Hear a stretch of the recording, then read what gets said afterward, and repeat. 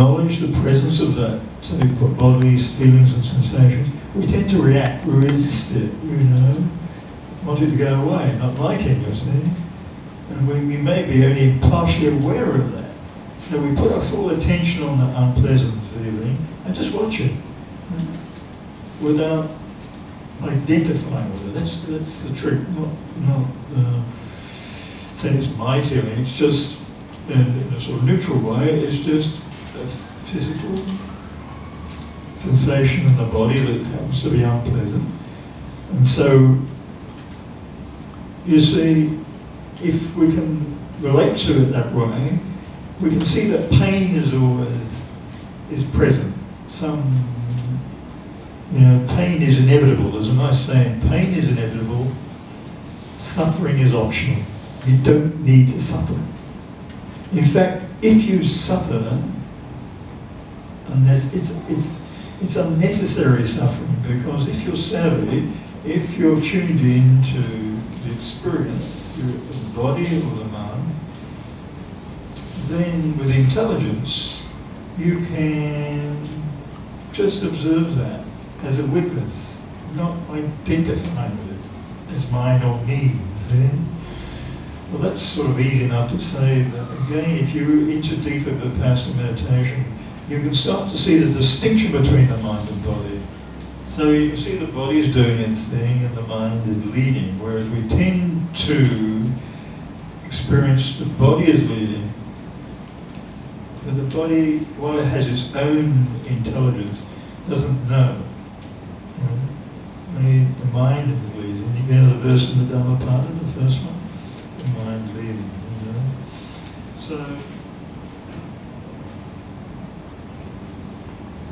if you work with feelings, unpleasant feelings, you won't be trapped into disliking, and the same, you won't be trapped by liking, pleasant feelings.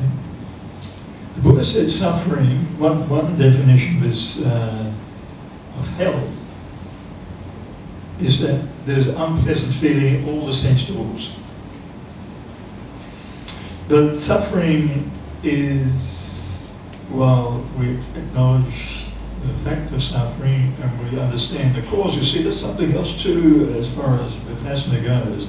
We're looking at not just the cause, but we are working with the cause itself. You know, the urges in the mind, even the physical urges, you know, the biological urges that we have. For instance, I mean, it's just a trivial example I give. Say we have an itch in the body. Normally we, without thinking, without being aware, relieve the irritation of the skin.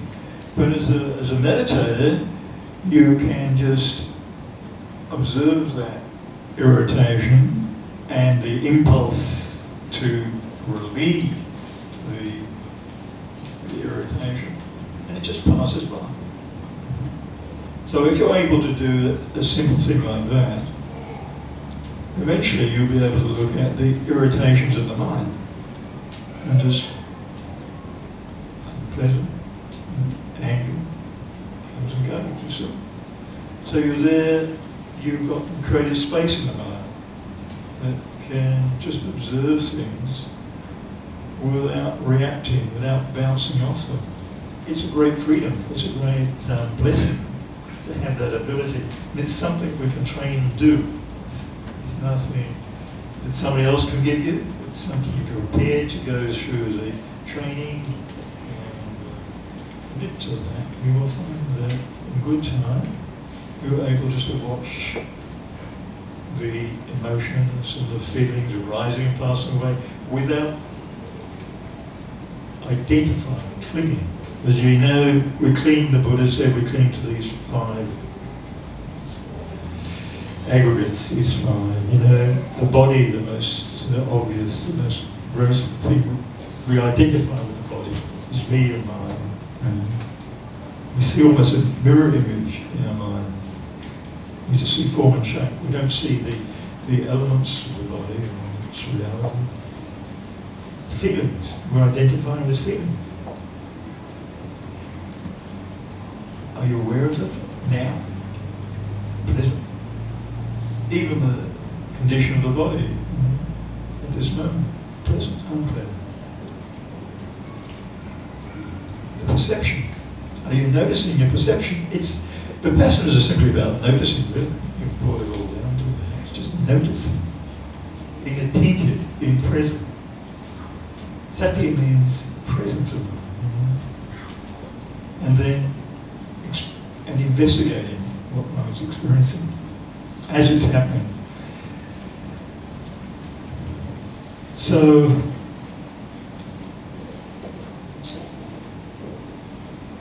yeah, feeling, perception. And our whole world's made out of these fabrications of mind.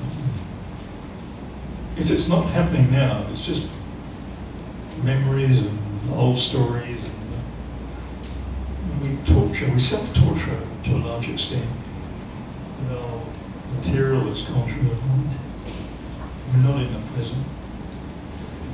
So these sankharas, these mental constructions of God, fabrications of our story, comes to everything, isn't it?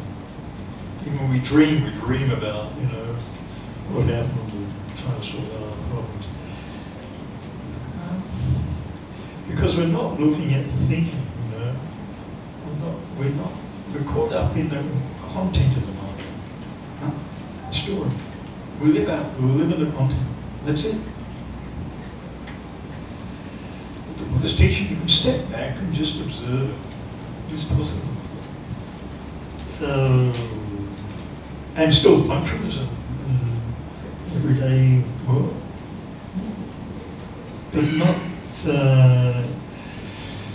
you see, people think meditation is selfish, self-absorbed in your own thing, but if you develop yourself to any extent at all and get some insight, then it affects people around you. You don't have to go and save the world. We're all in relationships.